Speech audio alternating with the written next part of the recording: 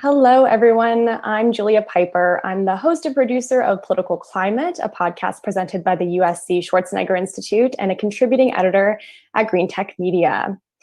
This is the Leading the Charge event. It's Leading the Charge, working together to build an equitable, clean, and prosperous future event, an official Climate Week event hosted by the US Climate Alliance. By way of introduction, the U.S. Climate Alliance was formed in 2017 in response to the federal administration's intent to withdraw from the U.S. Paris Agreement. It withdrew the U.S. from the Paris Agreement. Now, a bipartisan coalition of 25 governors strong, USCA represents 55% of the U.S. population, nearly 40% of U.S. emissions, and 60% of the U.S. economy, a larger economy than all countries except for the United States and China. Over the course of the next 2 hours, you'll hear comments from 11 governors on how they're tackling the simultaneous challenges of the COVID-19 pandemic, related economic shocks, and severe natural events such as wildfires and floods that have inflicted damage on communities all across the country. We'll find out how these states are keeping their climate and equity goals on the agenda while coping with these acute crises. With that, I'd like to welcome our first panel of governors. We have Governor Whitmer of Michigan, Governor Raimondo of Rhode Island, Governor Inslee of Washington State, and Governor Polis of Colorado. Hello and welcome. Hello. Good afternoon. Hello. So by joining the U.S. Climate Alliance, governors commit to 1, implement policies that advance the goals of the Paris Agreement, 2, track and report progress, and 3, accelerate new and existing policies to reduce carbon pollution and promote clean energy deployment. There's a new annual report out from the USCA that documents this progress. So I'm going to hand the floor over to Governor Inslee to detail what's in the report and how progress is going. Governor Inslee, over to you. Well, thank you. Thanks for joining us on this incredibly important moment in time. This is an alliance of people who have a fundamental belief, which is you cannot stop us. You cannot stop the states from moving forward, building their economies around a clean energy axis, and that's what we're doing in these states. And obviously, this has always been an important issue, the existential threat to our people. We understand that it is now more important than ever, in part because we have some changes that might occur in the U.S. Supreme Court. We know that with the lack of federal leadership, this has always been vital. It is more vital now that states become really robust leaders in our democracy. And I'm really glad that we started this alliance years ago. It has been very, very successful. What we're doing is trying to spread a central message, which is if you want to grow your economy, grow your clean energy climate change action agenda. And we have proven that in spades by this alliance. The message fundamentally we want to share with the country is this: the states that have embraced clean energy climate change actions have grown their economies faster than those that have not. Since this alliance started, the states cumulatively that have joined the alliance have reduced their emissions by 14%, while growing their economies by 16% over the same period. The fastest growing economies in the state are those that are in the nation, are those that are in the alliance. That's the central message that we want to purvey. And that's why we're looking forward to people reading this report so that they can understand the economic power and the health power of the alliance and, in fact, what we are doing. And we know that, again, this can't stop us in the states. Attitude is going to prevail, and it is going to continue to build our economies. So that's the central message of this report. And I'm so looking forward to listening to my other governors who've been super leaders across the country. This is a good news story, and we need some good news right now in the United States. Excellent. Thank you. Now, before we move to some questions, I'd like to turn to a brief welcome video from Governor Hogan of Maryland.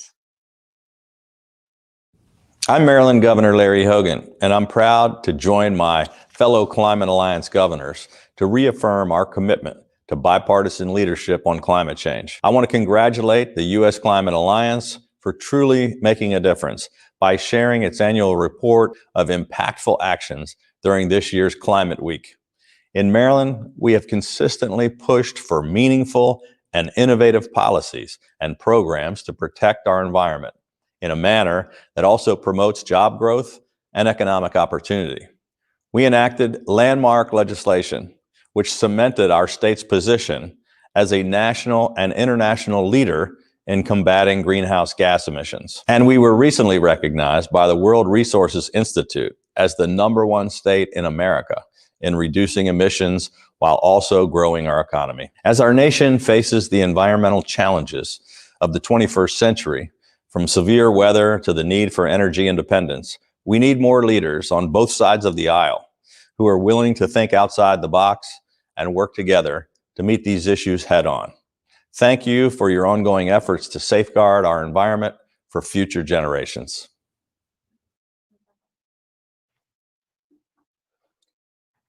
All right, moving on. I'll now hand the floor over to Governor Whitmer of Michigan, who's here to announce some ambitious new climate action goals. Governor, over to you. Well, thank you. I'm so pleased to be here, especially with my friend Jay and Jared and Gina, and seeing Larry in the video. It's wonderful to be here with my fellow governors virtually. You're also incredibly committed to taking action on climate change, and you're an inspiration to me in the state of Michigan. I'm fortunate to have relationships with governors like these on this panel and others, and I've relied on them more than ever as we've been navigating these incredibly turbulent times. Over the past 6 months, Americans everywhere have faced an enemy unlike anything we've ever seen before. COVID-19 has devastated families and taken more than 200,000 American lives. The fight has taken teamwork and dedication and empathy, but COVID isn't the only enemy that we're facing right now, and it's not the only issue that we need to band together to fight. Over the past month, we've seen devastating wildfires across the western United States that have once again exposed the harsh realities of the impact of climate change on our daily lives. In Michigan, we saw historic flooding in the midst of this pandemic, the likes of which we hadn't seen in 500 years. We're fighting to build a stronger, more sustainable future for our kids and for generations to come. Today, I announced my Healthy Climate Plan, and it's my MI for Michigan, My Healthy Climate Plan, which puts Michigan on a path towards becoming a fully carbon neutral state by 2050. It's a move that will protect our public health and our environment and help us attract new clean energy jobs to our state. Michigan's joining 8 other states and committing to 100% carbon neutrality. So there's no time to waste when it comes to fighting climate change. We've got to act now. The science is clear and the messaging is urgent. The Earth's climate is now changing faster than at any point in history. We're facing a global climate crisis that directly impacts our environment, our economy, our residents. Communities of color and low-income Michiganders are suffering disproportionately.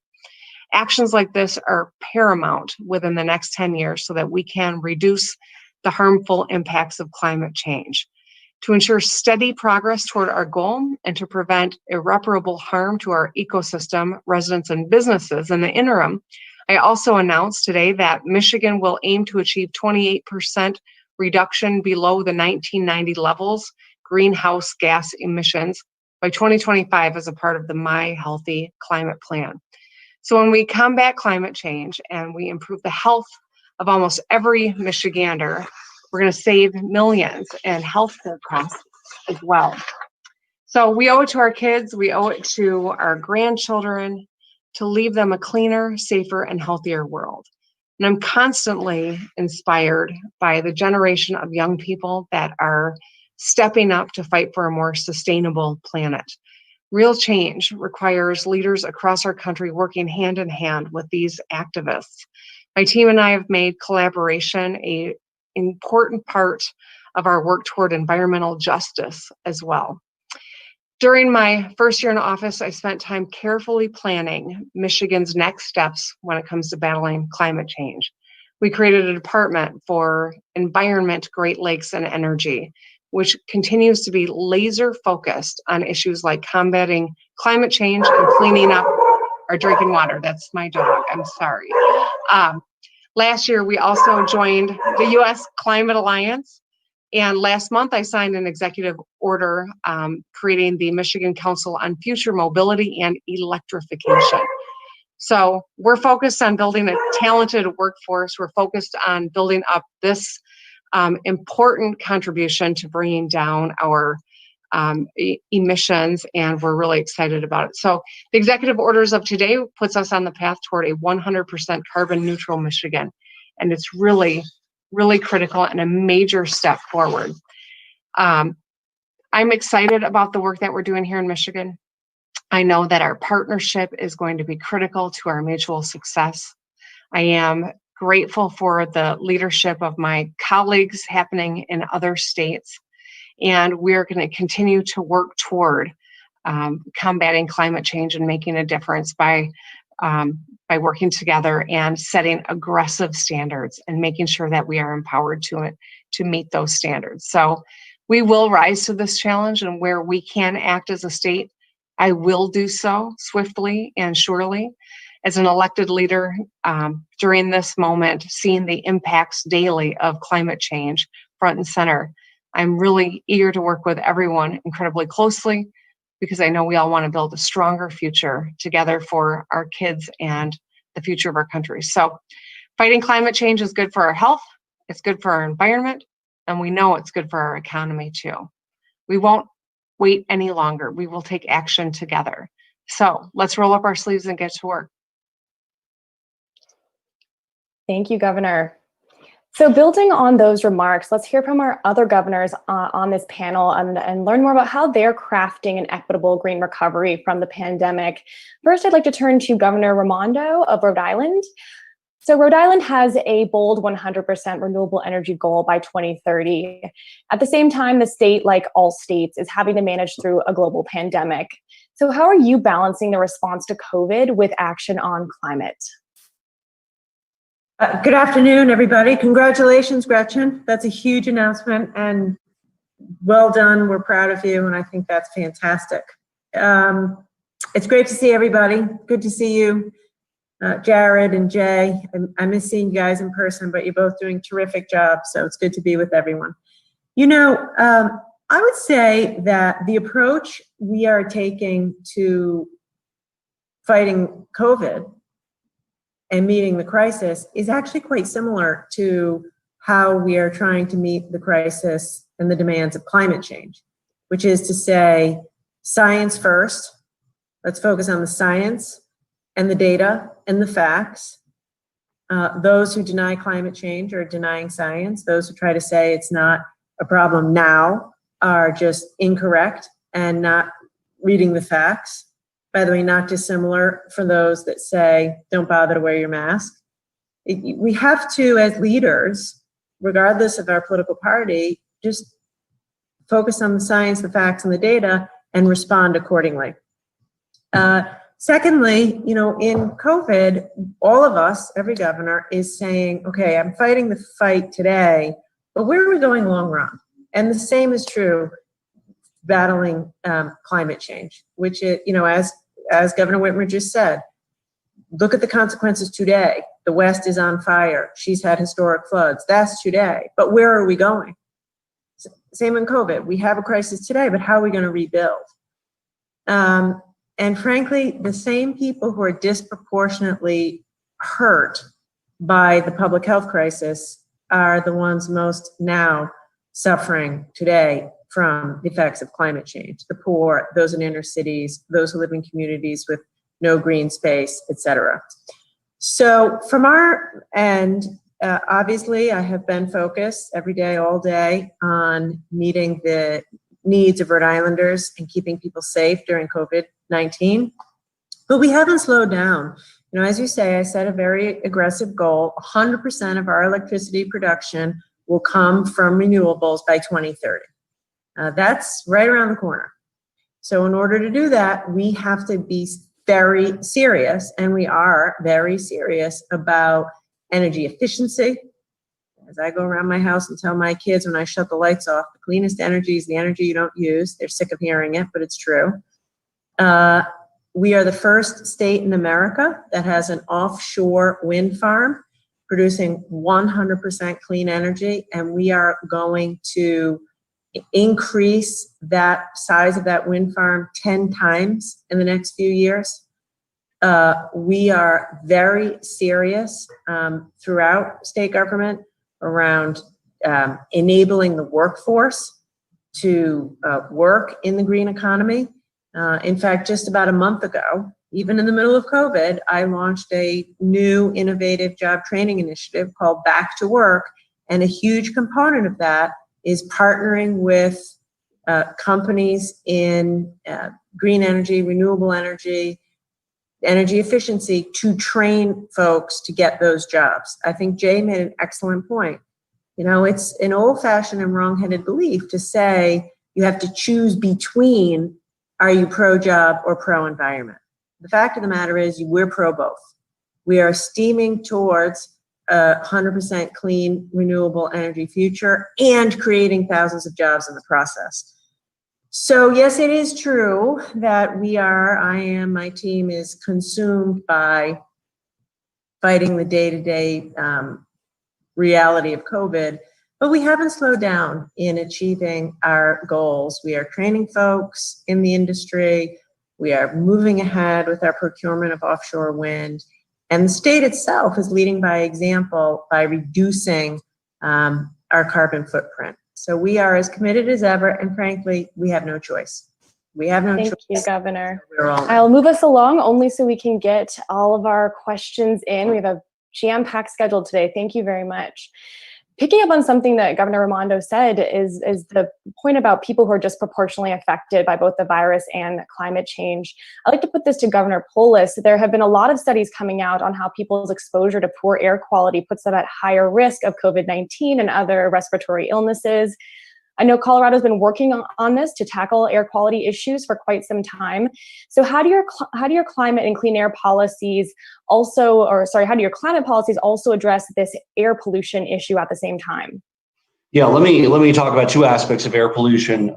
First, Colorado, like other states across the West, has record forest fires this year. We had the largest fire in the history of our state, and the third largest fire, which is still raging, all in the same year. The heavy particulates, the air quality, the ash, often manifesting with symptoms similar to COVID, sore throat, cough, trouble breathing, with the poor air quality from the fires that are raging in Colorado. The other is the chronic air quality issue, largely the transportation sector.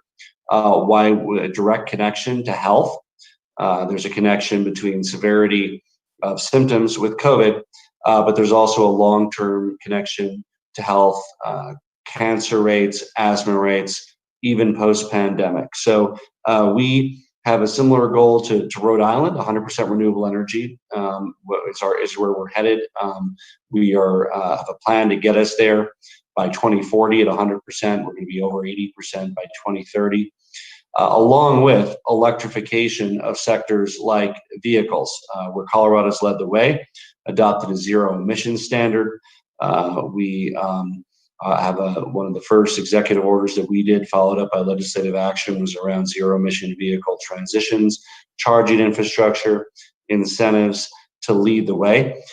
We also, in Colorado, have a thriving oil and gas sector, and reducing emissions associated with the extraction process has also been a big goal for us. So air quality, both the climate-related fires that occur at greater frequency, severity, and duration than they did as recently as 10 or 15 years ago, reducing the emissions from the transportation sector and moving to quickly green the energy sector and then electrify. Fantastic. So Governor Inslee, turning back to you, we've talked about and heard about the idea that economic opportunity is created by the transition to clean energy. Not everyone may see this. So what would be an example of what this could look like in reality? How would you frame that for people in really real world terms? Well, this is a real world. Let me just share a little story about how this is in the real world. Last week, I went to Malden, Washington. It's a little town in southeastern Washington, virtually totally destroyed by these horrific wildfires that have been, and they're really climate fires is what they are. They're not just wildfires.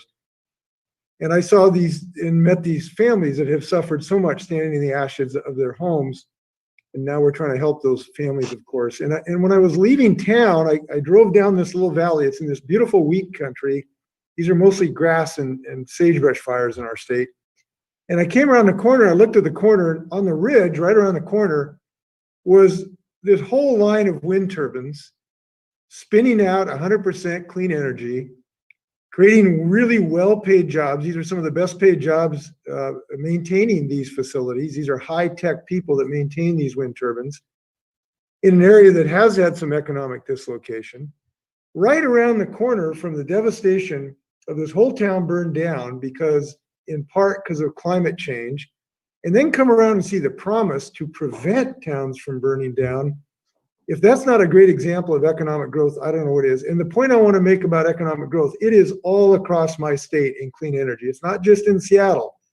It's in Spokane, where we're making cross-laminated timber to sequester carbon permanently. It's in Bellingham with the largest solar panel manufacturer. It's on Bainbridge Island, Kitsap County, where my neighbor's kid is now selling these products around the world that we're building in the state of Washington. This is economic growth in the real term. It's not tomorrow, it's today. It's not our great-grandchildren, it's our children. And I love putting people to work, and that's what we're doing across this country. Great. Turning back to Governor Whitmer, so we just heard about your landmark carbon neutral goal. How will that affect environmental justice and public health at the same time? So going beyond the top line goal here to really how it affects human lives in an everyday kind of way. So I think one of the things that we did as soon as I came into office was to take action to reorganize our State Department, but also to create an Office of Environmental Justice Advocate. This was an important step. As many might remember, Flint, Michigan was all over the news in that my predecessor had a emergency manager that made a decision to save some money treating water, to save money so they didn't treat the water, and consequently a city, majority Black city, had lead in their water because the untreated water leached lead from the pipes. So we're in the process of finishing up the replacement of all those pipes. We've recently settled a number of lawsuits against my predecessor so that victims could have some closure and can move forward. But I created the Office of Environmental Justice Advocate because we know that when climate change or decisions based on a few dollars as opposed to what it means for people's lives impact folks, it often has a disproportionate impact on communities of color and certainly people at the lower end of the socioeconomic spectrum. Much like COVID-19, and I know I maybe sound like a broken record, but there is an ongoing analogy here. When we don't pay attention to the science, when we don't heed the calls to take action that protects people's lives, we all pay the worst kind of price. And that's precisely why we took these actions early on in the term and why we're taking this next step today. Great. I want to turn back to Governor Inslee and bring up another item that was mentioned in the annual report. I understand this is a new appliance efficiency challenge that you've announced where governors in different states will coordinate on efficiency standards. Can you tell us more about that? Well, we are very excited on the work we're doing to save energy and prevent carbon emissions in efficiency in all respects. And we know we have tremendous technology in our appliance standards, so we don't waste electricity with all of our appliances that have so much changed our lives. So we're issuing a challenge to all the states to join us by upping our appliance standards as we're doing in the state of Washington and other states. And when we do that, we know we save enormous emissions. And by the way, we put people more to work selling good energy efficient appliances. This is a big deal. If everybody joined us, we could save 4 million tons of carbon just by this modest step. And that'll save consumers, because we won't waste so much energy in our energy bills, $3.2 billion by 2025. This involves 20 products. These products work. The technology exists to do this today. And I can't think of a better way to have a good cup of coffee while saving the planet. So we are challenging everyone to up their games. That's part of this alliance. That's kind of what we do. We challenge each other. Andrew Cuomo and Jerry Brown and I started this in the hopes that we could not only share ideas, but we can always push ourselves. We're a competitive lot. These governors, boy, they're tough. Everybody wants to be number one. And I know the governors are jealous because we got the best efficiency standards in building in the country and the best electrical grid standard. And now we want everybody to be tied for first place in appliance standards. That'll be a good day. All right. Some fighting words been putting out there. Okay, in a good way, I guess. Governor Raimondo, I'd like to turn back to you. You mentioned efficiency in your opening remarks there. How are you guys going at this in Rhode Island? Thank you. So Jay, I think I'll accept the challenge and we will join you. I think I love your leadership, and it's a good thing for us to all shoot for. Right when I became governor, I signed an executive order around leading by example and set very ambitious goals for energy efficiency on behalf of the state. And we have since exceeded those goals. And much like what you've heard Governor Inslee and Governor Whitmer say and Governor Polis, it's just practical changes, charging stations at state buildings. So it's just easier for state employees to have electric vehicles. We had solar panels installed at our largest buildings, light bulbs in the state and on all of our highways. So, and 100 small but meaningful interventions like that, state government is one of our larger employers.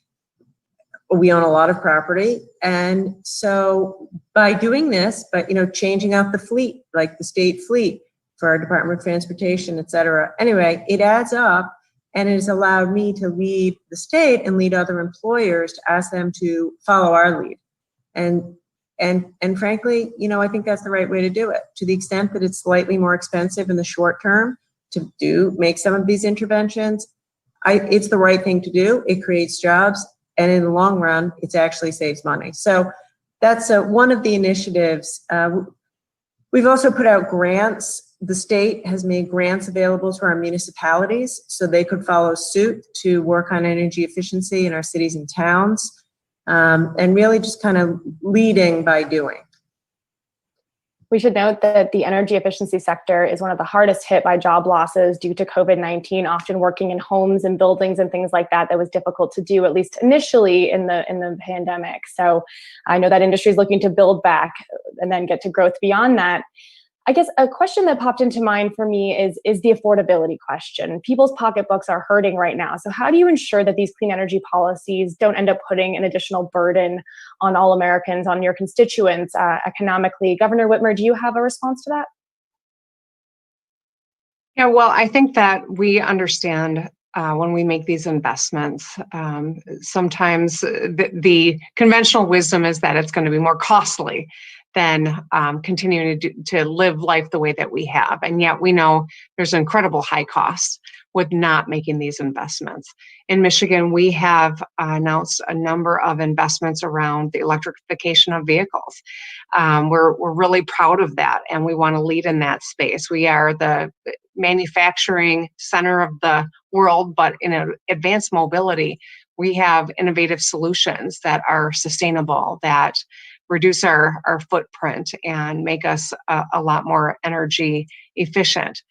We also recognize that climate change is a public health crisis, and we need to acknowledge this. We need to talk about it in that way, because the conventional wisdom where we save a little bit of money in one realm, but have an incredible human cost in another, never bears out to be in anyone's benefit. And I mentioned the Flint water crisis earlier, but that's a prime example of that kind of thinking around saving a little bit here with the incredible human toll. So all of the policies that we are pursuing are centered around those values. And I think that that's an important thing for us to communicate broadly, because this conversation is getting more inclusive. People are really starting to understand that it's personal, that it's not about one party or another. Every one of us has an incredible interest in getting this right and making American manufacturing and American policy lead the world.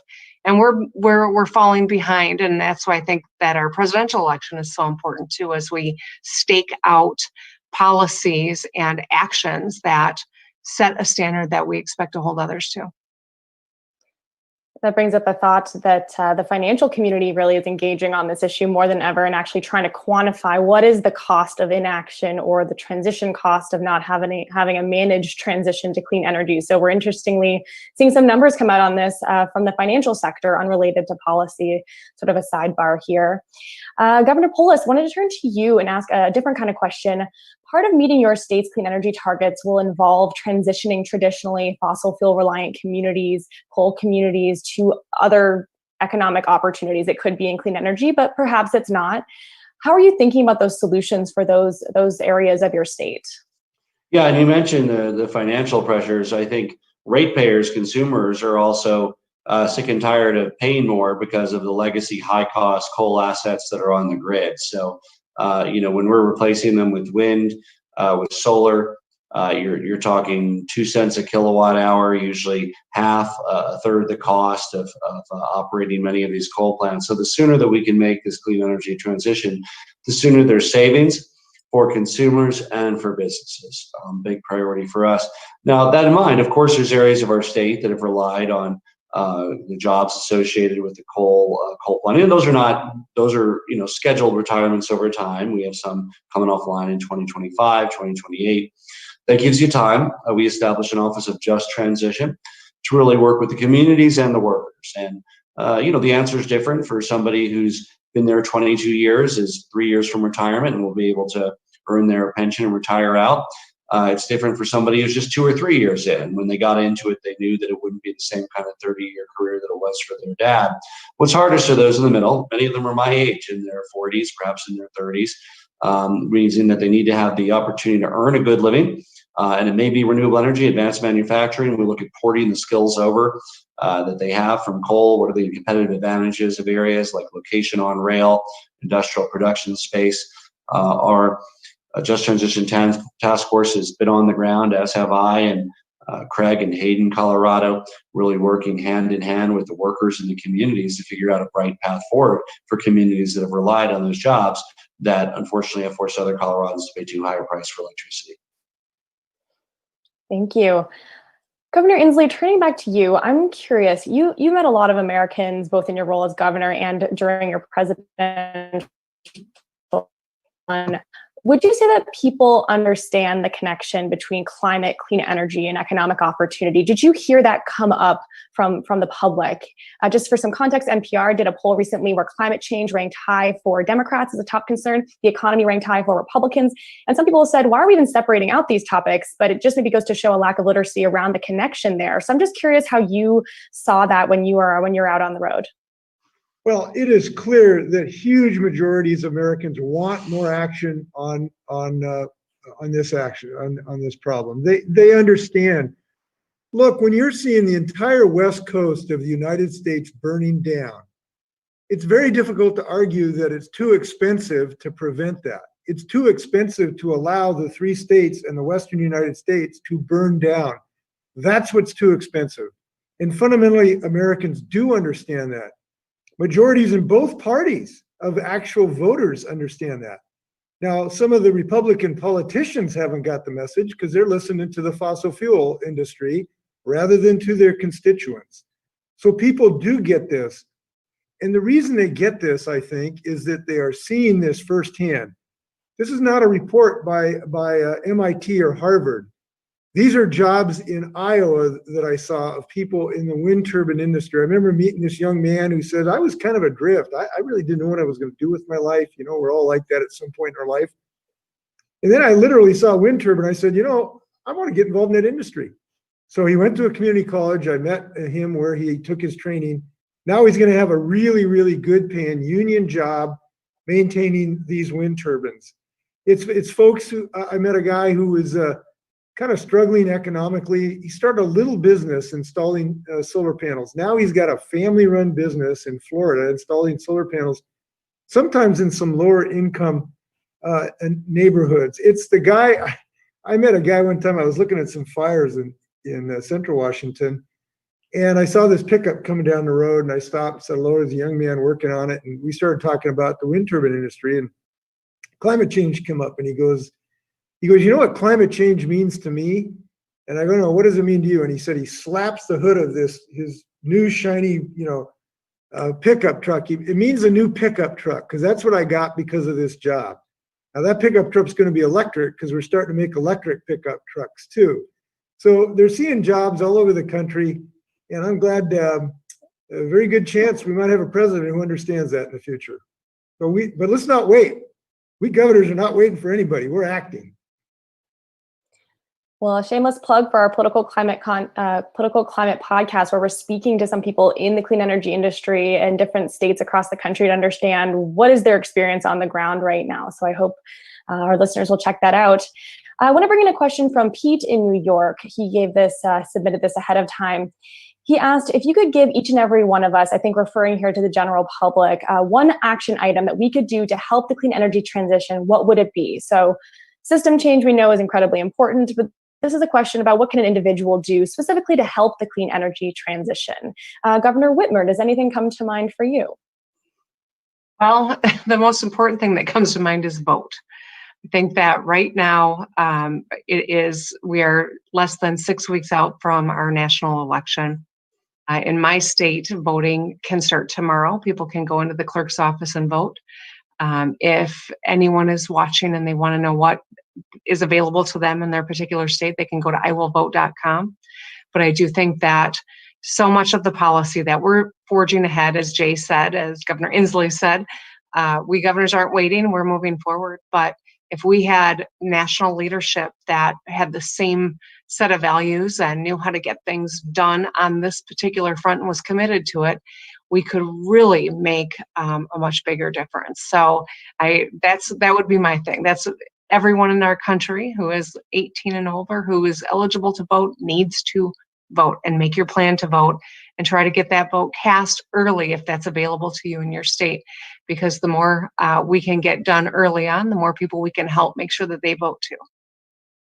Governor Raimondo, how would you think about that? Adding the individual angle here, but maybe I'll also put to you part two of this question. What do you think is most important for governors to do collectively moving forward? So what can individuals do? And then what do you think is most important for governors to do? I would simply, first of all, I would like to echo and strengthen what Governor Whitmer said. Listen, we have to get a new president. We must.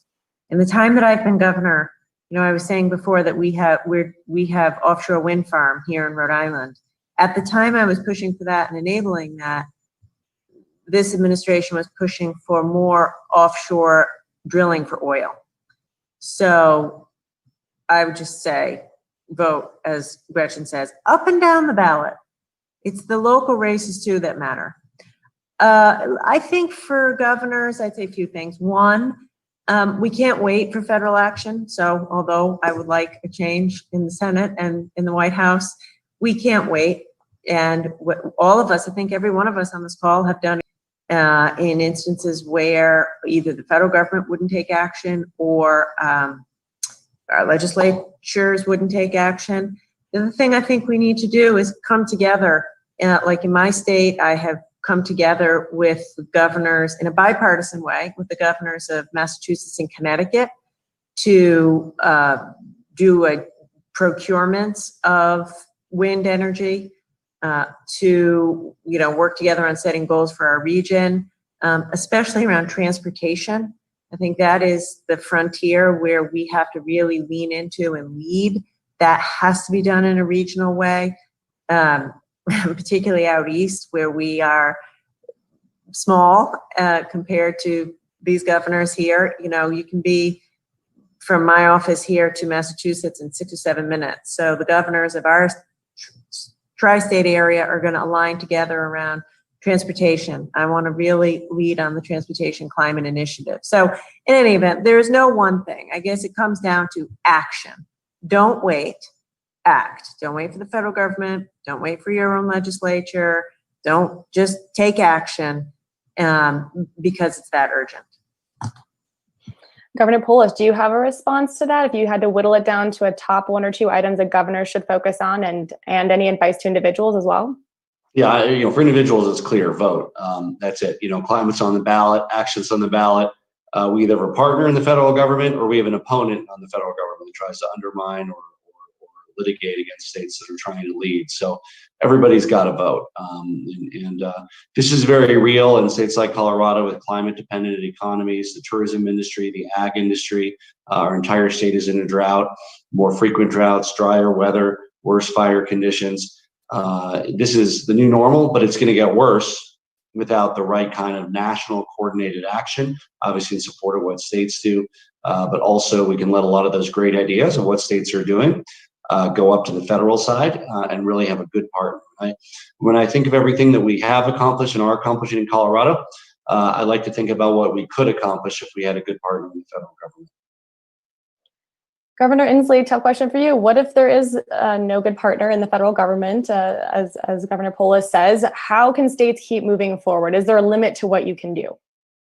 Well, there are some federal preemption statutes that we have to figure out a way to work around, and we usually figure out a way to do that.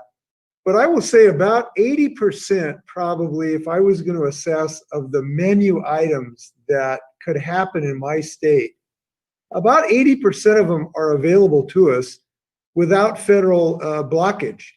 So we can do a humongous amount of our own initiative, and that's really, really good news. And we've done a huge amount in my state, but we're not done yet. My state needs to adopt a clean fuel standard so that we can reduce emissions from our transportation sector, for instance. And at least at the moment, the federal government isn't stopping us, and I don't believe could stop us from a constitutional perspective. Now, we're all concerned about that because we're concerned about what a new Supreme Court may look like, which could create challenges in this relationship between the federal and state government. But if this new Supreme Court follows what they really keep saying from that kind of ideological corner of the spectrum, they'll allow states to continue to move forward and not shackle us to the industries that have so much have been responsible for pollution. So what I would say is, even if the election may not go the way that the panelists right here would like to go, we are going to be undismayed, undeterred, and we will, if anything, be more inspired. So, this could act as a new inspiration. We're a pretty inspired group already.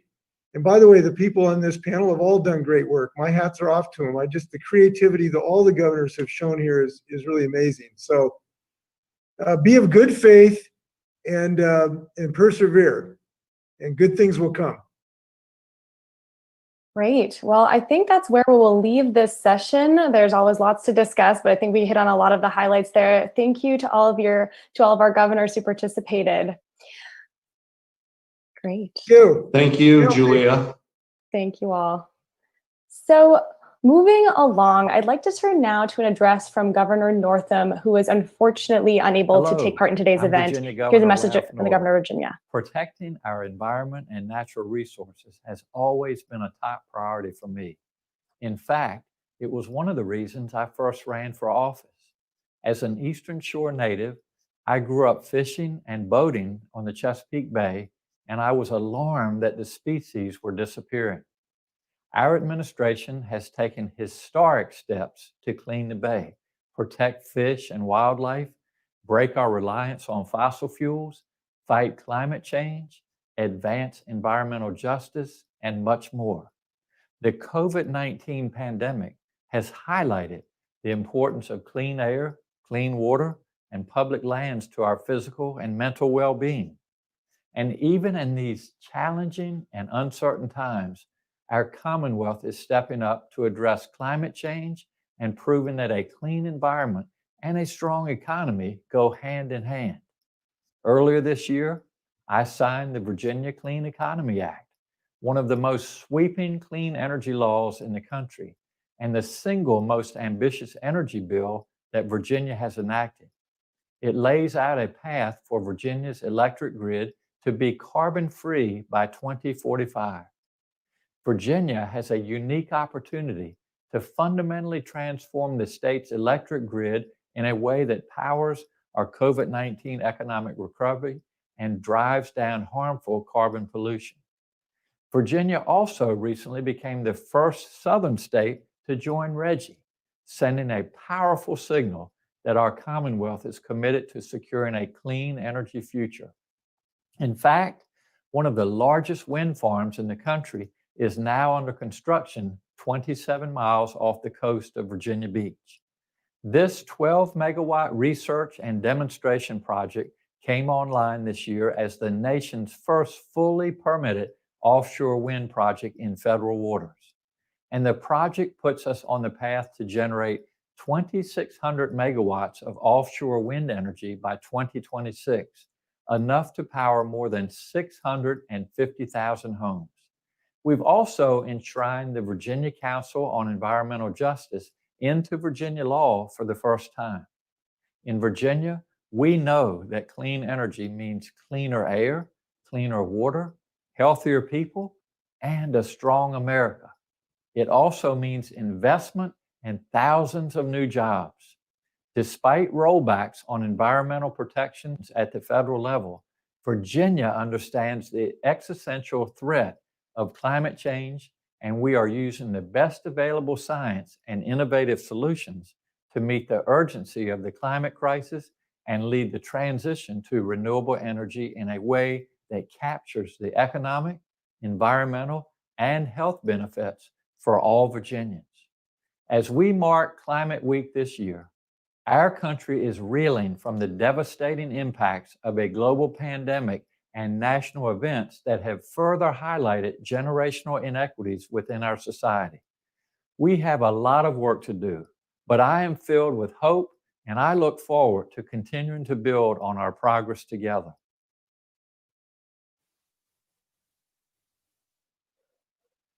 Hello. Well, that rounds out our first segment of this event. We heard there about efforts to stimulate a green economic recovery, making sure that it's both equitable and has new opportunities for people from the fossil fuel industry and other areas of the economy. Of course, we'll all be watching to see how these plans are implemented in the coming months as governors cope with the pandemic and economic shocks related to that. We will be taking now a brief 5-minute recess while we set up for our next segment of this event. Stay tuned, grab a cup of coffee, a glass of water, and be back soon for our next round of governors.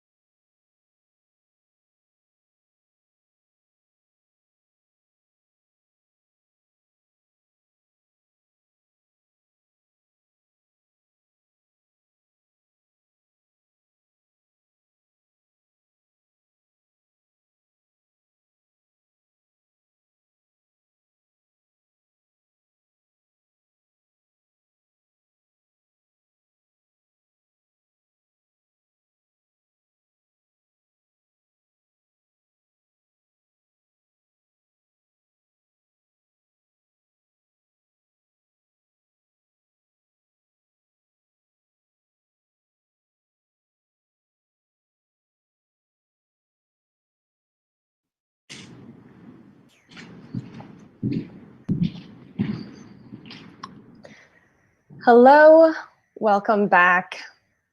Hello to the second half of today's live event. And so I want to say welcome to any new viewers. This is Leading the Charge, working together to build an equitable, clean, and prosperous future, an official Climate Week event presented by the U.S. Climate Alliance. I'm Julia Piper, host of the Political Climate podcast presented by the USC Schwarzenegger Institute and a contributing editor at Green Tech Media. I want to apologize if there's any video glitches on my end. I'm working from home like many others, so I hope you'll stay tuned, and I hope I'm coming through loud and clear to you all. Thanks for tuning in. Before turning to our next session with several other governors, I'd like to turn now to Governor Mills of Maine for some brief recorded remarks. Hello from the great state of Maine. I'm Governor Janet Mills, and I want to thank the U.S. Climate Alliance for this chance to speak today, and my fellow governors for joining this call. I wish I could be with all of you in person. As wildfires rage and storms surge in other parts of our country, our little state, with its clean air and clean water, rolling hills and fertile farmlands, its mighty rivers and miles of bold, rocky, jagged coast, can sometimes feel far removed from the looming threat of climate change. But make no mistake, our whole state is experiencing climate change, from our weather to our iconic seafood industry, to our insect populations, to the warming, rising seas that bathe our shores. Maine's biggest city, Portland, just had its hottest summer on record. The warmest days ever recorded in the Gulf of Maine occurred just this past August. If these last few months have taught us anything, it is that we are all woefully unprepared to confront another global crisis. From COVID-19 to climate change, my administration is letting science guide us as we work to protect the health and safety of Maine people now and in the future. My administration, in its first 20 months, ended the previous administration's moratorium on wind projects. We enacted mandates in law to reduce greenhouse gas emissions by at least 80% by 2050. We adopted one of the country's most ambitious renewable portfolio standards of 80% by 2030 and a goal of 100% by 2050. We committed to the world that Maine would be carbon neutral by 2045. By embracing clean energy, we've opened the door to innovators across our state. Our solar industry is blossoming. Thousands of highly efficient heat pumps are being installed all around the state. Both of those things creating good-paying jobs that are at the foundation of our economic recovery and that are lowering heating costs for many Maine families who are struggling economically. Under the leadership of the University of Maine, our state is set to host the nation's first floating offshore wind demonstration project, New England Aqua Ventus, with a $100 million development partnership with two global offshore wind leaders. And to top it all off, the results of the largest clean energy procurement in Maine's history were just announced this week. Later this year, our bipartisan Maine Climate Council will unveil its detailed plan to address climate change.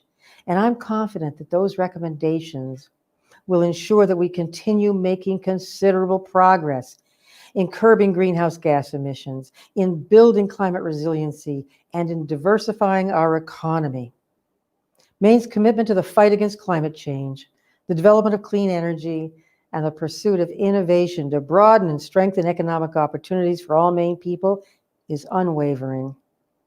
We stand side by side with our fellow U.S. Climate Alliance states and governors in calling upon the federal government to do what it takes to combat climate change, to protect the irreplaceable earth that we all care for.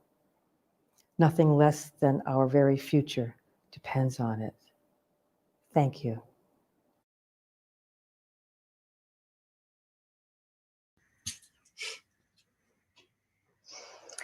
Hello, everyone. Welcome back.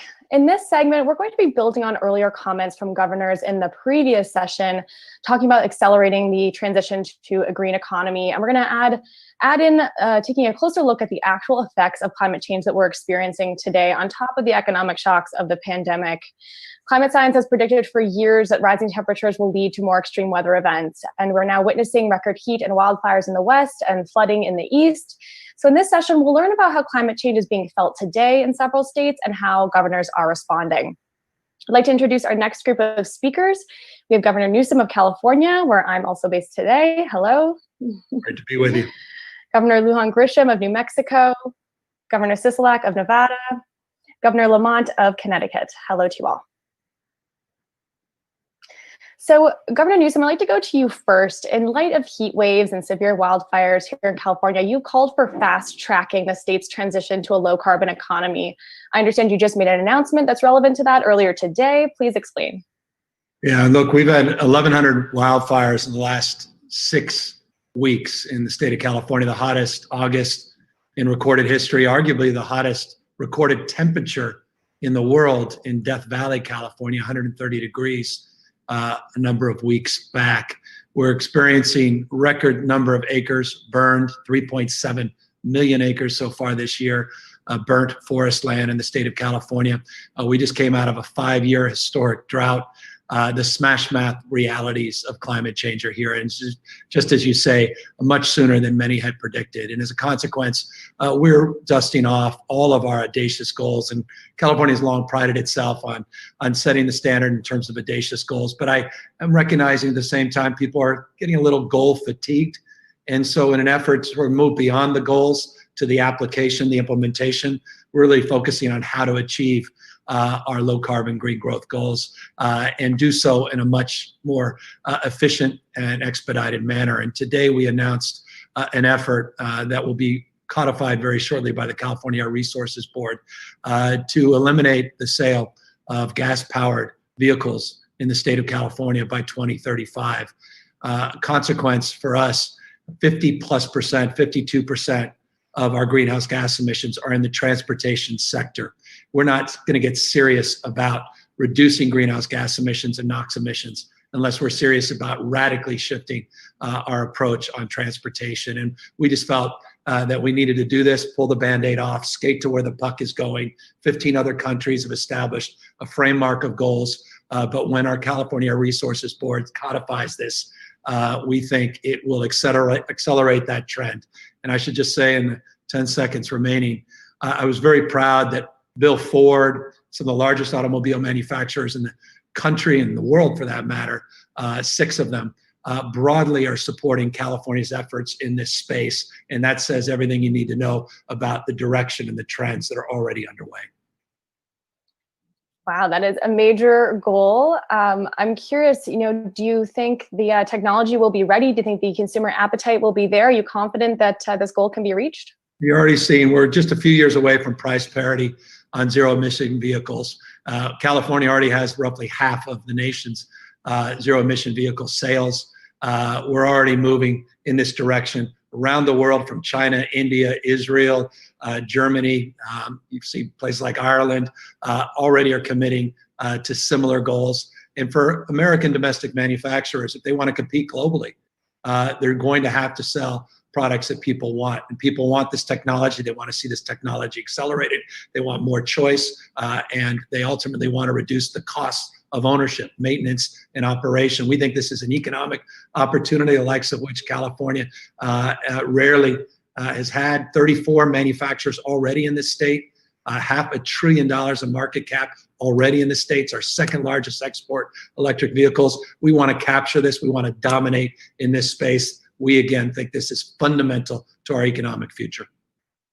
And I'd just like to add as a shout out, this kind of leadership at the beginning of Governor Newsom's administration, clear that we've got support in the private sector and the auto industry as we maintained and exceeded emissions. And while the federal government was rolling back, and the Western governors, so we're regionalizing that effort in a bipartisan fashion. That's the kind of both leadership and it's proof in the pudding that we can move these goals in these ways. So already proving that it works, and I appreciate that very much. And we're strong partners. I'd like to add on as well. What Governor Newsom has done has just been remarkable. I mean, everything on climate, whether it was the vehicle emissions now or the work we've done together on Lake Tahoe, he has been at the forefront every single step of the way. And I don't think anyone has felt the ill effects of climate change as much as my colleagues, Governor Newsom and Brown and Inslee, that they're getting hit with these wildfires. The pandemic was bad enough and the economic downturn, but now when you throw that in there, you're talking about three remarkable individuals that have really shown an incredible amount of leadership, and I'm proud to be associated with them. So thank you for all you continue to do, Governor. And forgive me, I don't want to make this a love fest, but the two governors you just heard are the first governors that sent mutual aid to help us with these unprecedented wildfires. It's in the spirit of the partnership, the spirit that brings us together here on the issue of climate, but also the spirit of subnational cooperation. So for those that are filled with pessimism and anxiety about the world in Washington, D.C., I hope they'll take a good look at what's happening in these states. Yeah, and I know that other states have looked to Connecticut for leadership on collaboration models as well, and we'll get to that a little later on. For me, I don't own a car yet, but now maybe I'll consider an EV for the first one. Governor Lujan Grisham, I'd like to go to you next. Building on these kinds of comments, how are you in your state of New Mexico keeping climate work on the agenda? Let's be real, the pandemic is real, economic hardship is real. So how are you keeping this front of mind? Well, I'm going to do what governors do, which is start by not actually answering the question. But right when I was elected, right, the very first executive order, all about climate change. Join the U.S. Climate Alliance, make sure that we're doing everything and exceeding the Paris Accord, and then setting really important both legislative, so statutory goals for renewable energy and methane emissions reductions, and any number of investments, including grid modernization, which we are all doing. The pandemic, absolutely, particularly for our very aggressive methane emissions reductions work and a very robust methane rule. I think folks assume that because we couldn't do our public hearings and couldn't manage that in the same way, we can't even send staff out in the same way to monitor, that would preclude, we'd have to give up a year. We didn't do that. We did extend the public comment period, and we're using a private sector lab that uses satellite communications and large, massive supercomputers to do data work so that we can pinpoint where methane emissions are. So we are about, at the end of this calendar year, to have some of the most robust methane reduction emissions rules as the third largest oil and gas industry or state in the country. And so we really worked hard that you got to do all of it. We have to address climate change. And I'm going to do one more thing. They are very related.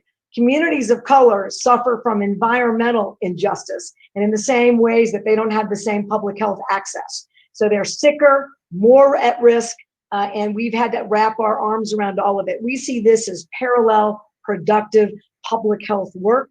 Climate change is a public health emergency. Thank you. Governor Sisolak, there's some allusion there at the beginning to states working together.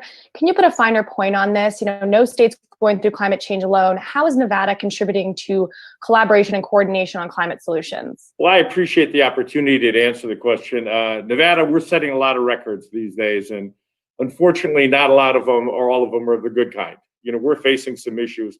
The fires decimating the forests in California, driving some of the worst air quality we've experienced in Nevada. So I can't begin to imagine what it's like in California for the folks living there. At one point last week, Reno recorded some of the worst air quality in the entire world. And we had to take our students from in classes to remote learning because it's dangerous for them to breathe that air. In Las Vegas, we went through the hottest August we have ever had. We endured 61 days in a row of temperatures that exceeded 100 degrees and did not have a drop of rainfall in 150 days. That's the significant effect that it's had on us. Las Vegas and Reno are already the fastest warming cities in the entire United States because climate change is compounding the urban heat island that exists. And in several parts of Nevada, as Governor Grisham said, the poorest families live in the hottest parts of town where they're disproportionately impacted by heat-related disease and illnesses. And it's clear it's only getting hotter. We cannot solve our climate issues without addressing equity and social justice all across our communities. As was said, the fires in the West and hurricanes hitting the Southeast, climate bears no borders. It doesn't pay attention to borders that we face. And over the last few weeks, the record-breaking heat drove blackouts in California and called for voluntary conservation here in Nevada. As temperatures increase, we expect to see more of this.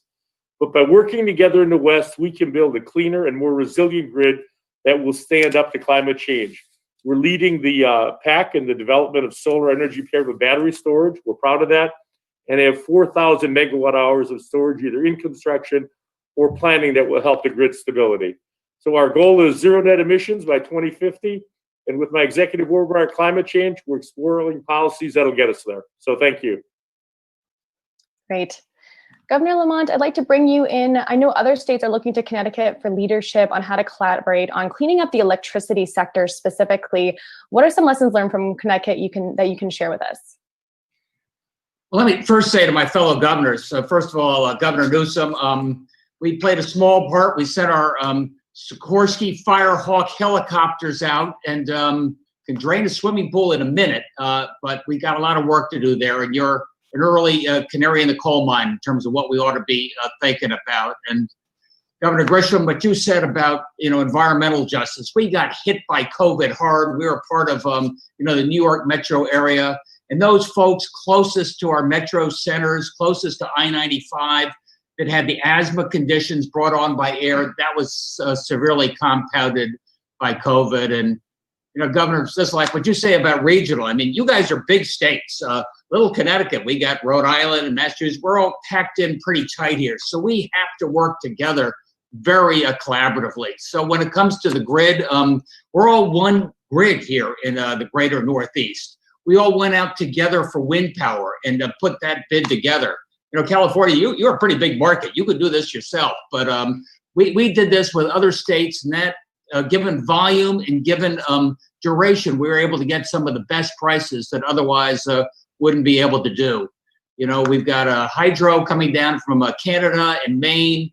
We've got a big Millstone plant here, which is nuclear, not forever. It's going to go for another 12 years. That means we got over 50% carbon-free power on our grid now. But that's going to be replaced by wind, replaced by solar and renewables over the next few years. And I love what Governor Newsom said about, look, the states are taking the lead on this. The EPA is asleep at the switch. So what you did on emissions, the automobile industry was with California 10 plus years ago when that happened. And I think we're going to be with you, and the auto industry is with you as well as we move to those zero carbon cars.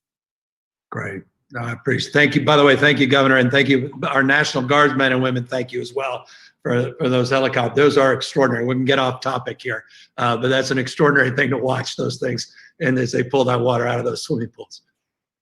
Watch before you dive. Yeah, no, exactly. Well, that is the face of climate change. Massive aircraft fighting fires and filling our skies, and that's what we're looking at here. I want to stay on the topic of electricity. Governor Newsom, going to you. The wildfires obviously put a strain on the grid system. There's preventative blackouts to try and mitigate that risk. Of course, the heat itself is difficult. So how are you both making sure California hits its clean energy targets while ensuring grid reliability? Yeah, and you got to focus on reliability. We've got to own up to that. I mean, if we can't create a price competitiveness and not be reliable in terms of the distribution of that energy, then we're going to lose converts. We're going to slow down this transition.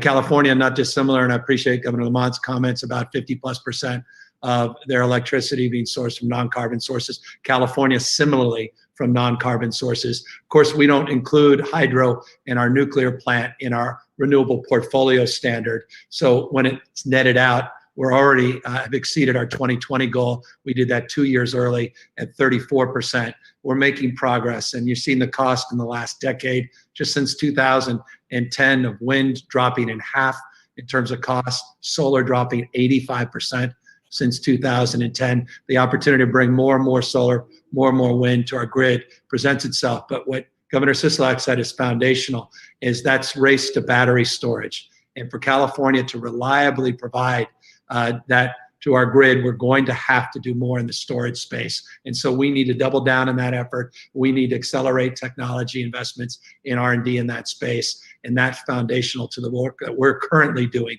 in order to address and mitigate the impacts of these heat domes and climate change in terms of stressing our grid, as they did just a few months ago, where we had over a 2-day period, these temporary blackouts.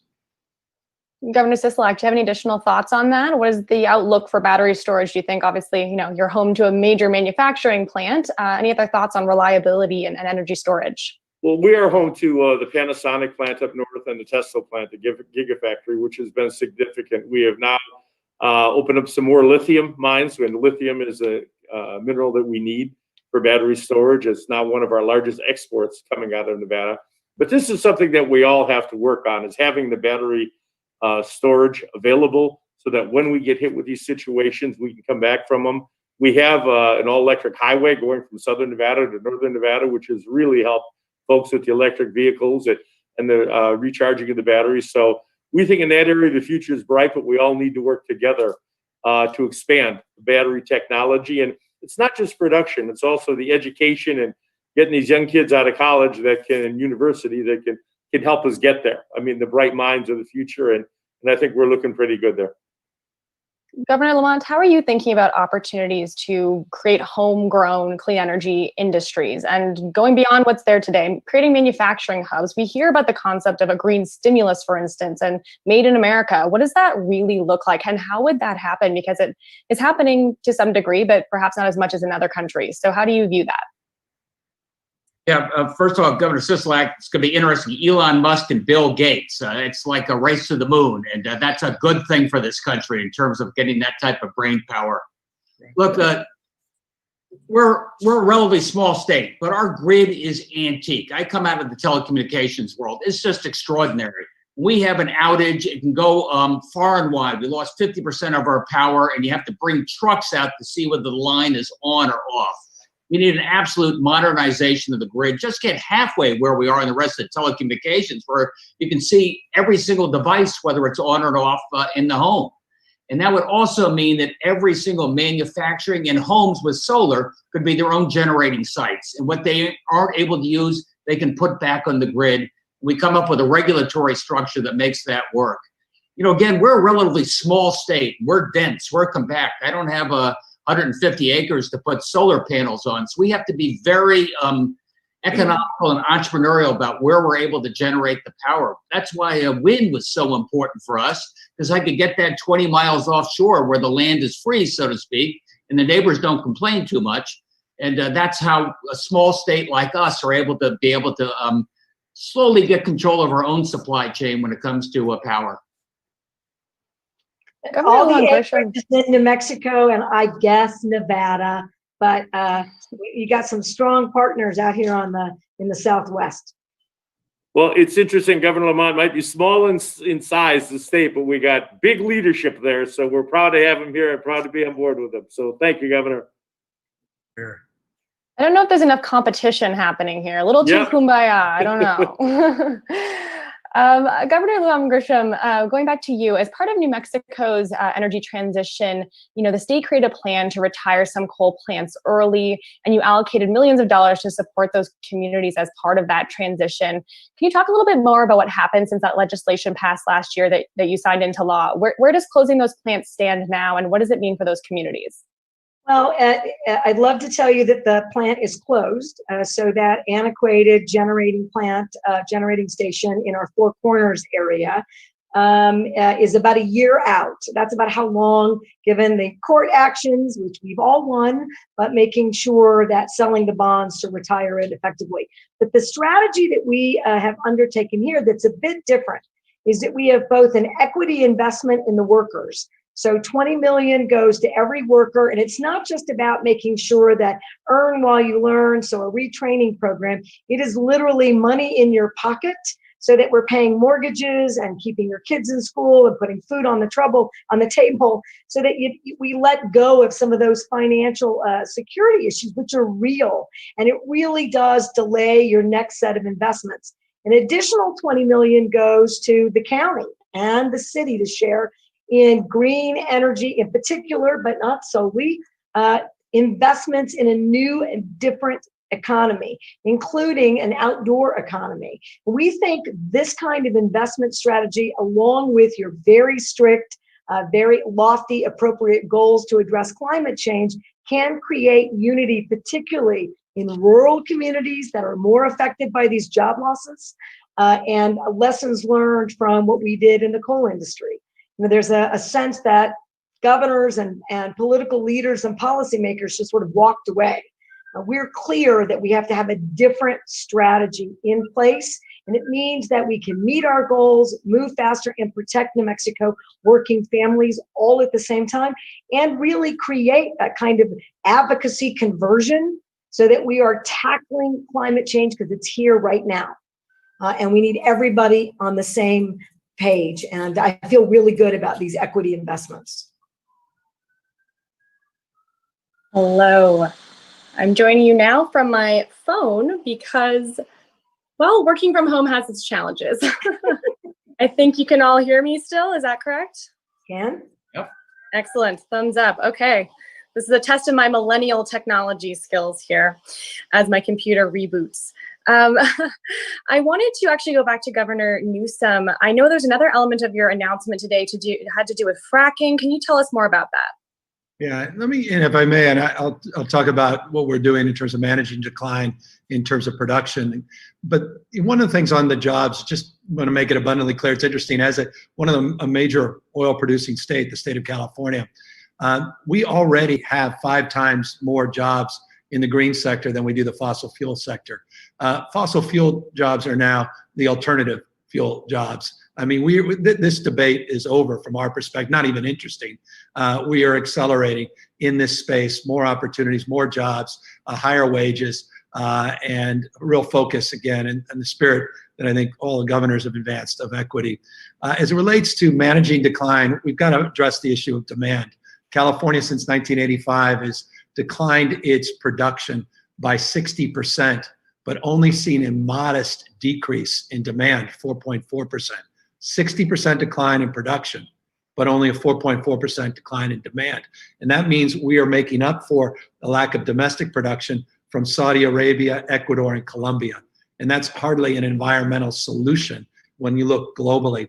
And so we have to focus, and that's what our announcement was today, on doubling down on demand reduction and then having a managed decline that makes sure that we're not just paying lip service, because we're very good paying lip service to those communities that are impacted by that transition, but to really be there for them. And so what we did today is we made a commitment on that transition on fracking, and we made a commitment on health and safety standards and buffer zones, but we also made a commensurate commitment on workforce development and a real strategy that was backed up by a $3 million investment to have a real study on how to do this in a very judicious manner. So again, we're not just rhetorically committing to help communities that are being displaced in the fossil fuel sector, but truly can deliver on the promise of high growth, high wage jobs into the future in the green tech sector.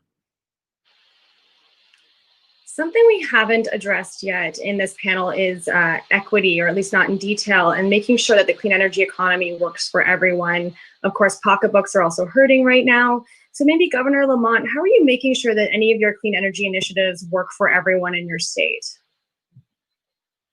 Well, to pick up on jobs and reducing demand, I find a really compelling way to talk about the environment and green is energy efficiency. I think the next generation of green collar jobs for kids in our inner cities, where we've got middle class houses that are leaking like a sieve, that were built in the 1950s. You're paying too much for electric, you're paying too much for heat, and we can put your son or daughter to work in the next generation of good paying jobs. So I think the degree to which we can talk about the environment broadly in terms of health in our future, but specifically in terms of your family, makes an enormous difference. Secondly, we know better than anybody when it comes to our trash to energy plants and otherwise, they tend to be located in the most disadvantaged communities. And we're making a special point as we think about how we reposition those to do that on a more equitable way. Again, we just got to remind people that we're in this together. But if I can tie the environment back to jobs for your kids in a way that reduces the cost of power for your home, I think that's a good story to tell. Right. Would any other governors like to jump in on that? How are you thinking about equity? I think that Governor Lamont said it well. I mean, what we're looking at is we have to make sure that this impacts all of our residents in an equal way. I mean, in the disproportionate way that climate change impacts some people. We have to make sure that they're not left behind as it comes to this new technology, the new education, and new retrofitting. And I think it's something that we're all aware of, and we're doing what we can At least in Nevada, we've got solar community gardens now, and those things that we're bringing forward to give everybody a chance to participate in this. And I think that's the wave of the future. Yeah, I think another way to think about it is that a green energy economy is sort of value added job security in a number of places, including the tech world. We've got investments and centers of excellence for renewable energy education and training, so that we're moving away from, and not by rejecting, we want infrastructure jobs, but we also want to identify all those research and high-tech jobs. And there's groups looking at taking methane and immediately turning it at the source into a fuel cell. And any number, now we're going to have a methane leak app in New Mexico. So people are all participating. All of that development are all jobs that we include in our green energy economy. And that's really made a big difference. And the pushing that out to rural areas so they can see how that impacts future workers and current workers by being bold and dynamic about what you include in those sectors. And let me just align myself with everything that was said, and also make an argument on equity in the health lens. At the end of the day, we've got to detoxify our air, detoxify our water, and all of these investments foundationally and fundamentally will advance that cause. I live in a state, the reason, it's interesting, by the way, if you're wondering where the heck I am with these strange surfboards behind me, not just because I'm a Californian, but I'm here where Ronald Reagan lived back in 1960s. And in 1967, it was then Governor Ronald Reagan working with then Republican President Richard Nixon to establish first tailpipe emission rules in the nation to deal with air quality here in the state of California, primarily the smog down in Los Angeles. And that's where our environmental leadership initially was launched. It was from the frame of health and economic competitiveness, the issue, again, of equity that's now defined in 6 of the 10 dirtiest cities in America that happen to be here in the state of California from an air quality perspective. And so the acceleration here is economic opportunity, but it's also foundational to protecting the most vulnerable communities from the ravages of toxic air and the impacts we're experiencing now with toxic water and our water supply that's vulnerable in this environment. I know that Governor Schwarzenegger also talks a lot about that. He made it a real priority of his administration, and even under Republican continued that work. And we're actually coming up on the 1-year anniversary of the 1 millionth solar roof in California, which a year later, we're probably well beyond that. But it took leadership early on to make it happen. And just as it's a point of pride, this has never been political out here in California. I mean, you made the point. Republican Arnold Schwarzenegger signs the first cap and trade program. It's the largest, most fully functioning cap and trade program in the nation. A Republican governor. I mentioned Reagan's leadership. I mentioned Nixon's leadership. You don't have to go back that far. George H.W. Bush pushing cap and trade to deal with acid rain. I don't know what the hell has happened. I'm involved now. This state is involved. God bless. 55 environmental lawsuits with the current administration in 3.5 years. 55 lawsuits specific to the environment, over 100. Generally, the damage that they have done, the vandalism of the EPA and turning over to polluters. Forgive me for being political here, but it was Republicans and Democrats in the state that led, but I don't know what the hell's happened in this nation that we have become so partisan on this issue when we all breathe the same damn air and drink the same damn water. The commons are impacted by these efforts. I want to echo what Governor Newsom just said, and I appreciate his leadership on this. The fact that this is being made into a partisan issue is absolutely ridiculous. It's like making COVID into a partisan issue. These are issues that affect every single person in the United States of America, Republican, Democrat, nonpartisan, Green Party, whatever you are. These are issues that are people issues, that are for our quality of life for generations to come. They shouldn't be partisan debated at all. I mean, for anybody to claim that there isn't global warming is absolutely asinine. And we need to do more to make sure everybody understands that that's the case, because our kids, the future generations, deserve better than we're giving them. Well You're here. Governor Newsom, I want to ask you a specific question. I recently spoke to Tom Steyer, who's on your Economic Development Task Force, along with others. And he mentioned one thing that doesn't cost much is removing red tape. And in California, there are big goals, but there's sometimes, people have a hard time actually realizing them. So what would you say to that? It was a big part of our executive order, and Tom was there when we announced it today to move, as we said, from red tape to a red carpet mentality in helping transition. And we used 2 proof points in terms of recent efforts in this space. Phillips 66 and Marathon refineries are now converting their refineries to alternative fuels. And we're working to expedite the permitting and to move more aggressively in that transition. So that's on us. You're absolutely right. We owe more than just lip service to help support that transition and move these companies in a more enlightened direction. I just heard from Shell today. Shell is pushing Boris Johnson in the UK, says he's not going fast enough on that transition. And so when you have some of these companies, they get it. They know exactly where things are going. And I think this is the opportunity to not just look at this as a command and control frame, but to really create the climate, in this case, literally and figuratively, where we can bring industry into the warm embrace of reality and scientific understanding and help them transition in a way, again, that brings more people along for this journey. I mentioned this on the earlier panel, but the pressure from the financial community now is very interesting to watch. Outside of policymakers, but seeing shareholders and large investors really take an active role in this and pushing those companies to transition and at least report their climate risk in new ways. I'd like to go back to Governor Lamont. What do you think is a top priority for you going forward? We are still, of course, dealing with some acute crises right now, but if you were to say, what on clean energy and climate is a top priority for you in the coming year? One, I'd say to follow up, keep building this coalition behind environmental activism. I love the fact that, look, maybe Washington, D.C. or EPA is asleep at the switch, but you hear this being led by companies. You hear this being led by states. You hear this being led by financial investors. And I don't know about you guys, but every time I walk out of my office and there's a group out there, if they're kids, the first question they ask me is about the environment and about global warming. And they remind their parents every day how important this is for them. So I think that's a coalition that's going to continue to push. And I'm happy to be pushed.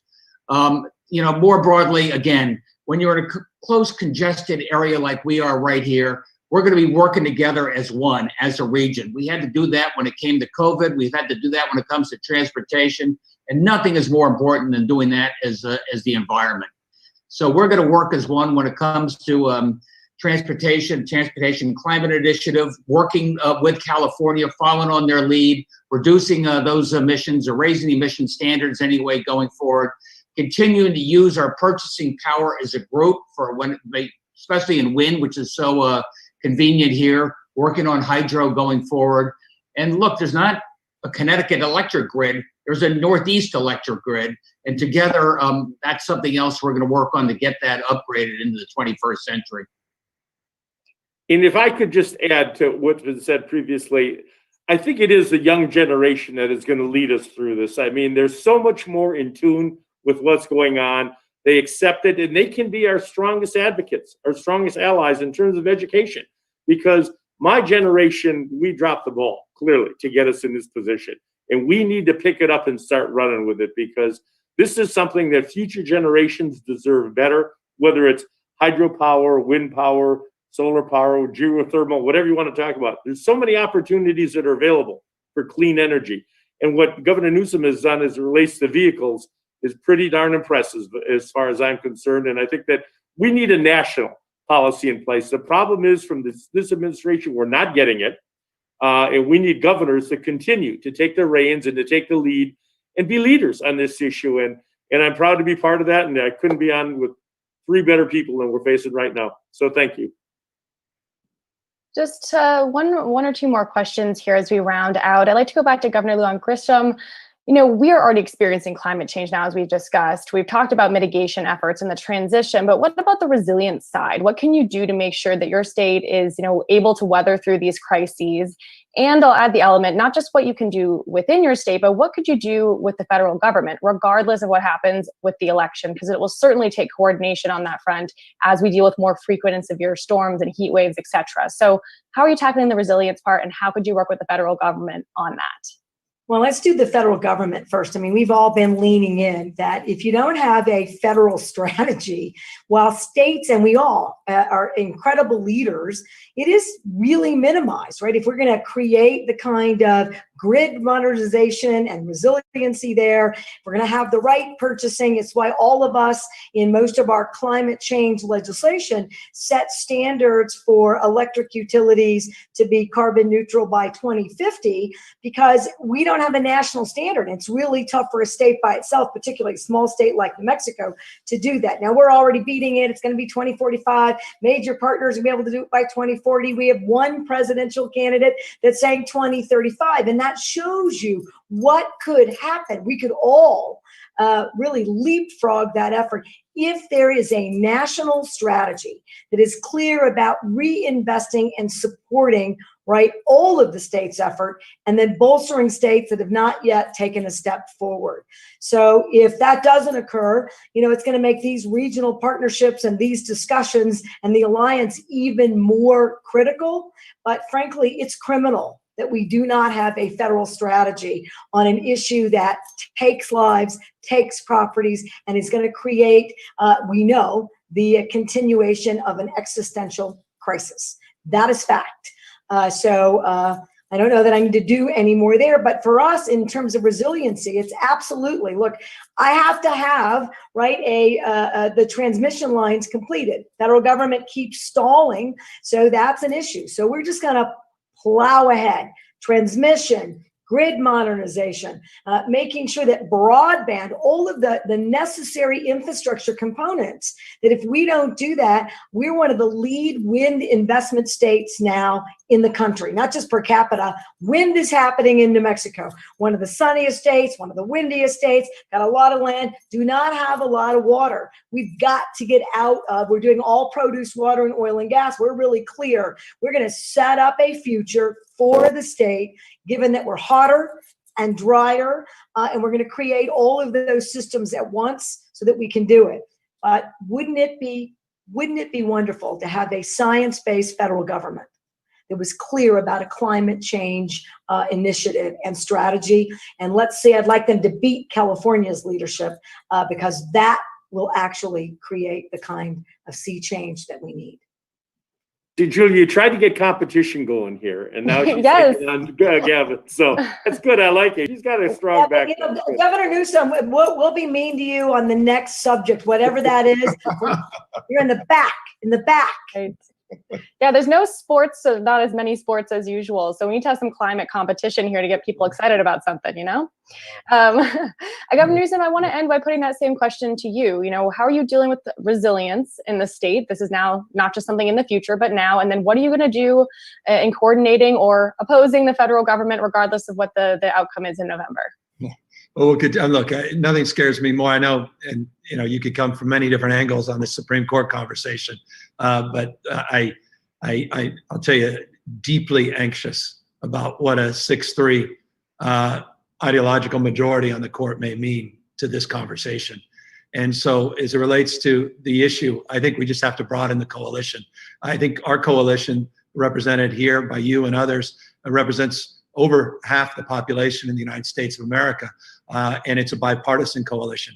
I think all of us on the screen are also part of the MOU under 2, which represents 43% of the global economy, 220 subnational and national jurisdictions that basically doubled down on the Paris Accords. As the president pulled away, we decided to step in the absence of leadership in that void. So the ability to share best practices globally, not just across states in the United States, presents itself on the issue of resiliency, on the issue of adaptation to the frame of reference, on the issue of creating more resilience infrastructure and the like.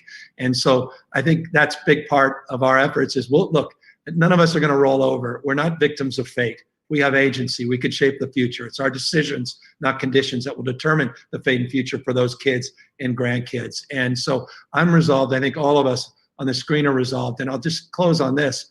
One of the most wonderful things, and it's been really a wonderful thing that we've all gotten to know each other much better through this COVID crisis, is that because of the absence of scientific-based leadership, even on health, not just on climate science, it's forced us to come closer and closer together as governors.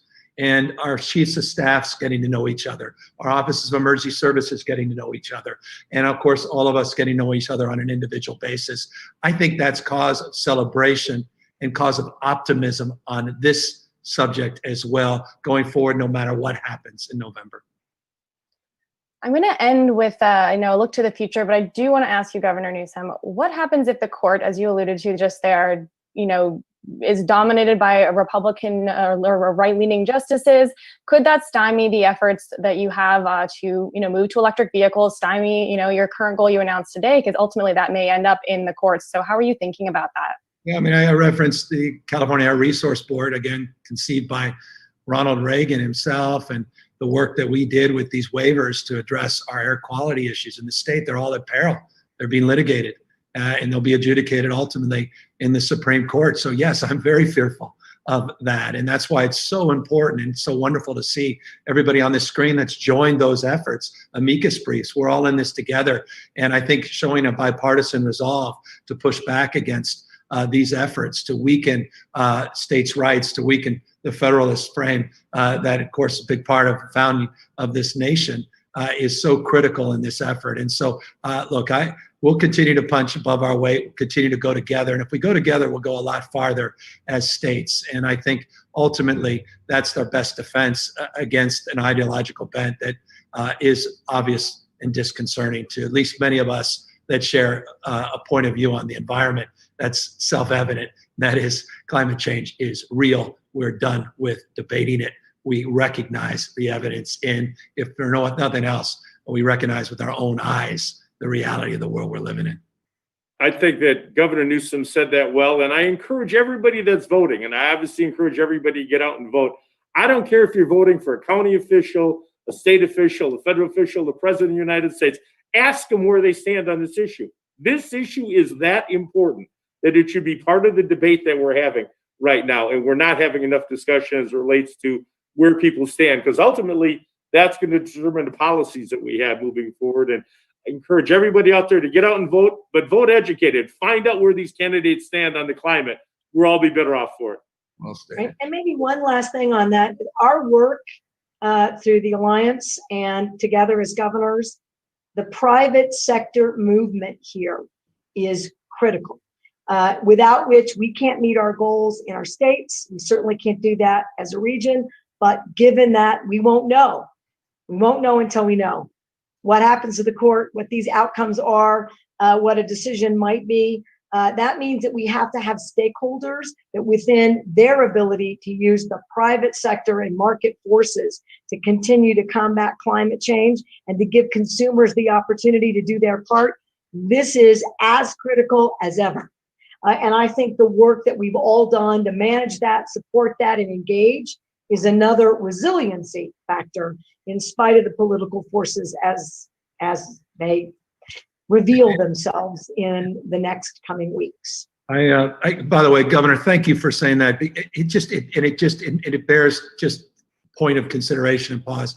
I mean, consider just on the vehicle emission standard to roll back the Obama era vehicle emission standard to get us to an average mile per gallon of about 46.7, 47 miles gallon that Trump wants to do away with. He claims he's doing it for those companies when in fact Ford and Volvo and Honda and BMW, VW are saying, don't do that. We want to accelerate. We see where the future is and we want to skate there. We don't want you to roll back these standards. And I think that could be, and I agree with you, when private companies come together, that could also be determinative in shifting perhaps the outcome in the courts as well. Well stated. And I want to give one really bright spot. Again, we need to transition out of fossil fuels. We are clear about the cause of climate change. As a lifelong New Mexican, and given that we are now the third largest producer with one of the richest basins, Permian Basin in the country, to have the Oil and Gas Association fully embrace climate change and be very clear that they are the source and then must be, they have to move. I would have told you that could never happen here. It's happening. It is building and growing. The private sector in all aspects. We can't ignore the power that they have. And I appreciate everyone's leadership to that end. It will, in fact, be as critical as ever moving forward. Can I just add, keep the pressure on the private sector and keep the pressure on us. I'm in a building here at the Capitol where I'd say 10% of my legislature works for the power utility in one way or the other. So I want to make sure every voice is heard and shareholders speak up. I want to make sure mayors speak up, talk to union, talk to disadvantaged communities, make the environment real for them so they stand up and make this an issue people vote on. Well stated. Certainly on the ballot. So to round us out, your final task is in 5 words or less. That'll be maybe difficult for some governors. We'll see. Describe the biggest opportunities. Julia, I felt that. I know. So I'm just trying to inject again a little bit of a controversy here. No. So in 5 words or less, describe the biggest opportunities you see for Climate Alliance states going forward. This is a U.S. Climate Alliance event. So what are you looking for specifically from this collaboration? Governor Lujan Grisham, I will graciously go to you first for your brief remarks. Additional partnering, additional expertise about the ideas we have yet to identify and cover. It's not 5 words, maybe 5 topics. Making sure that we are productively leveraging infrastructure, so it's not just state by state, it's got to be regional, and making sure that people see this as the opportunities they are to save the planet. Governor Sisolak? I'm going to give you 2 words: young people. All right. Although I also appreciated that you acknowledge responsibility of older generations and your role in this. I think that'll be well received. I do, but that would have gone over 5 words, so I just kept it to the 2. Yes, so I filled it in for you. Thank you. I appreciate you having my back. Governor Lamont. We're in this together. Thank you. Fantastic. Yeah. Governor Newsom. More, bigger, faster, quicker now. I don't know, but God bless all of you, the governors are on here, and thank you to the Alliance. It's been it's a remarkable partnership, and also thank Governor Cuomo and Governor Brown and Inslee for conceiving of this partnership. We're incredibly grateful for their leadership as well. Stronger, better, faster. I think that's a Daft Punk song. So we'll end on that cheerleading note. Thank you all for listening, and everyone who's listening for tuning into this event. There's always more to say, but we'll leave it there. I'm Julia Piper. Thanks for putting up with my technical difficulties. Appreciate everyone listening, and have a great rest of Climate Week. Bye, everyone. Hey, everybody. Thank you, guys. Great to see y'all. Bye.